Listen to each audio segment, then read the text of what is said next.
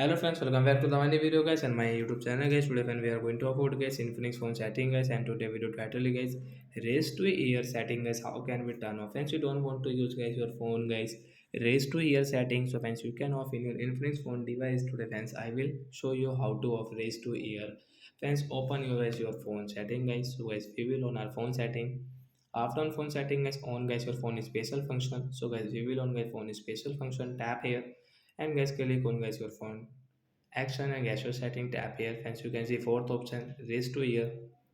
Friends, you can see raise to ear allows you to answering incoming call by raising the phone to your ear. So friends, you can see the raise to ear guys you don't want to use, so guys you can off. After okay, the raise to ear will not work in your infinix phone device. So like the guy we can off guys infinix phone iphone raise to ear setting guys. So that's it guys, thanks for watching the video. I hope friends you understood how to off infinix phone iphone raise to ear.